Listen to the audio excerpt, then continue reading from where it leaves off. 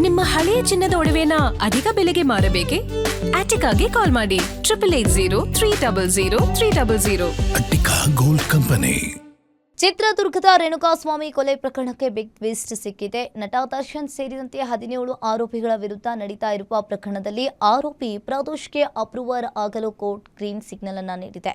ಇನ್ನು ಮುಂದೆ ಪ್ರದೋಷ್ ಕೋರ್ಟ್ನಲ್ಲಿ ಏನು ಹೇಳಲಿದ್ದಾರೆ, ಯಾರ್ಯಾರ ಪಾತ್ರವನ್ನು ಬಿಚ್ಚಿಡಲಿದ್ದಾರೆ, ಪ್ರದೋಷ್ ಅಪ್ರೂವರ್ ಆಗಿರೋದು ದರ್ಶನ್ ಆ್ಯಂಡ್ ಗ್ಯಾಂಗ್ಗೆ ಎಷ್ಟು ದೊಡ್ಡ ಸಂಕಷ್ಟ, ಈ ಕುರಿತ ಕಂಪ್ಲೀಟ್ ರಿಪೋರ್ಟ್ ನಿಮ್ಮ ಮುಂದೆ. ಜೈಲಿನಲ್ಲಿರೋ ನಟ ದರ್ಶನ್ಗೆ ಶುರುವಾಯಿತು ಫುಲ್ ಟೆನ್ಷನ್. ಮಾಫಿ ಸಾಕ್ಷಿ ಅರ್ಜಿಯಲ್ಲಿ ಕೊಲೆ ಘಟನೆ ಬಿಚ್ಚಿಟ್ಟಿರುವ ಪ್ರದೋಷ್, ನಟ ದರ್ಶನ್, ಪವಿತ್ರ ಗೌಡ ಸೇರಿದಂತೆ 16 ಮಂದಿಗೆ ಸಂಕಷ್ಟ ಫಿಕ್ಸ್.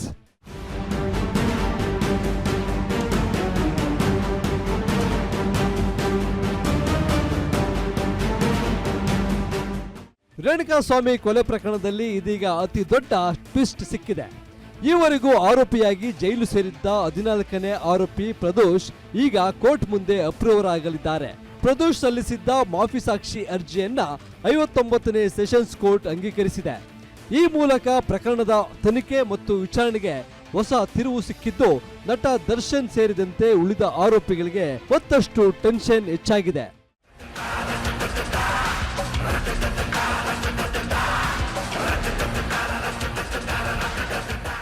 ಇನ್ನು ರೇಣುಕಾಸ್ವಾಮಿ ಕೊಲೆ ಪ್ರಕರಣದಲ್ಲಿ 14ನೇ ಆರೋಪಿಯಾಗಿ ಜೈಲು ಸೇರಿದ್ದ ಪ್ರದೋಷ್ ಬಳಿಕ ತಾನು ಪ್ರಕರಣದ ಬಗ್ಗೆ ಸಂಪೂರ್ಣ ಮಾಹಿತಿ ನೀಡಲು ಸಿದ್ಧನಿದ್ದೇನೆ ಎಂದು ಹೇಳಿ ಅಪ್ರೂವರ್ ಆಗಲು ಅರ್ಜಿ ಸಲ್ಲಿಸಿದ್ರು.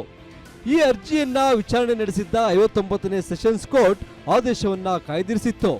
ಇದೀಗ ಕೋರ್ಟ್ ಪ್ರದೋಷ್ ಅರ್ಜಿಯನ್ನ ಪುರಸ್ಕರಿಸಿದ್ದು ಮಾಫಿ ಸಾಕ್ಷಿಯಾಗಿ ಸಾಕ್ಷ್ಯ ನುಡಿಯಲು ಅವಕಾಶ ನೀಡಿದೆ. ಅಂದರೆ ಇನ್ನು ಮುಂದೆ ಪ್ರದೋಷ್ ಆರೋಪಿಯಾಗಿ ಮಾತ್ರವಲ್ಲ, ಪ್ರಕರಣದ ಸಾಕ್ಷಿಯಾಗಿ ಕೋರ್ಟ್ ಮುಂದೆ ಹೇಳಿಕೆ ನೀಡಲಿದ್ದಾರೆ.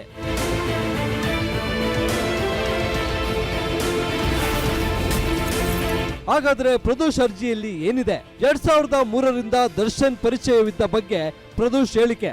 ಜೂನ್ 8ರಂದು ದರ್ಶನ್ ಜೊತೆ ಪಟ್ಟಣಗೆರೆ ಶೆಡ್ಗೆ ತೆರಳಿದ್ದೆ. ಶೆಡ್ನಲ್ಲಿ ರೇಣುಕಾಸ್ವಾಮಿಗೆ ಹಲ್ಲೆ ನಡೆದಿತ್ತು ಎಂದು ಆರೋಪ. ದರ್ಶನ್, ಪವಿತ್ರ ಸೇರಿ ಹಲವರು ಹಲ್ಲೆ ನಡೆಸಿದ್ದಾಗಿ ಹೇಳಿಕೆ. ರೇಣುಕಾಸ್ವಾಮಿಗೆ ಹಗ್ಗ, ಕೋಲು ಬಳಸಿ ಹಲ್ಲೆ ಮಾಡಿದ್ದ ಆರೋಪ.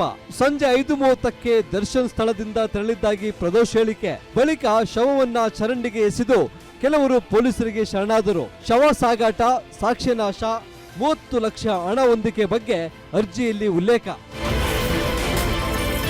ಪ್ರದೋಷ್ಗೆ ಕೋರ್ಟ್ ವಿಧಿಸಿದ ಷರತ್ತುಗಳು: ಪ್ರಕರಣಕ್ಕೆ ಸಂಬಂಧಿಸಿದ ಸಂಪೂರ್ಣ ಮತ್ತು ಸತ್ಯ ಮಾಹಿತಿ ನೀಡಬೇಕು.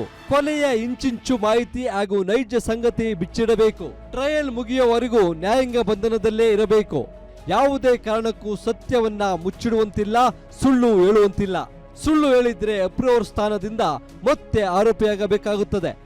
ಇನ್ನು ಪ್ರದೋಷ್ ಅಪ್ರೂವರ್ ಆಗಿರುವುದು ದರ್ಶನ್ ಅಂಡ್ ಗ್ಯಾಂಗ್ಗೆ ಯಾಕೆ ದೊಡ್ಡ ತಲೆನೋವು ಅನ್ನೋದನ್ನ ನೋಡೋದಾದ್ರೆ, ಪ್ರಕರಣದ ಪ್ರಮುಖ ಘಟನೆಗಳ ಬಗ್ಗೆ ಪ್ರದೋಷ್ಗೆ ನೇರ ಮಾಹಿತಿ ಇದೆ.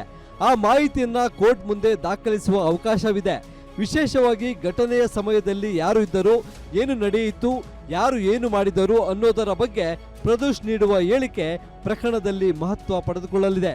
ಹೀಗಾಗಿ ಪ್ರದೋಷ್ ಬಾಯಿಯಿಂದ ಹೊರಬರುವ ಒಂದೊಂದು ಮಾತಿನ ಮೇಲೂ ಈಗ ಎಲ್ಲರ ಕಣ್ಣು ನೆಟ್ಟಿದೆ.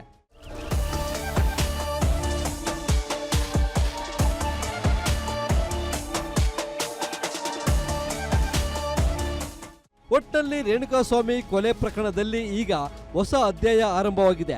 ಇಲ್ಲಿಯವರೆಗೂ ಆರೋಪಿಗಳ ಪಟ್ಟಿಯಲ್ಲಿದ್ದ ಪ್ರದೋಷ್ ಇನ್ನು ಮುಂದೆ ಪ್ರಕರಣದ ಸಾಕ್ಷಿಯಾಗಿ ಕೋರ್ಟ್ ಮುಂದೆ ನಿಲ್ಲಲಿದ್ದಾರೆ. ಅವರ ಹೇಳಿಕೆ ಪ್ರಕರಣದ ಮುಂದಿನ ವಿಚಾರಣೆಯಲ್ಲಿ ಯಾವ ರೀತಿಯ ಪರಿಣಾಮ ಬೀರುತ್ತೆ, ದರ್ಶನ್, ಪವಿತ್ರ ಗೌಡ ಸೇರಿದಂತೆ ಉಳಿದ ಆರೋಪಿಗಳ ವಿರುದ್ಧ ಪ್ರದೋಷ್ ಯಾವೆಲ್ಲ ವಿಚಾರಗಳನ್ನ ಬಿಚ್ಚಿಡ್ತಾರೆ, ಈ ಎಲ್ಲ ಪ್ರಶ್ನೆಗಳಿಗೆ ಉತ್ತರ ಸಿಗಲಿದೆ. SK Manjunath, crime bureau, guarantee news.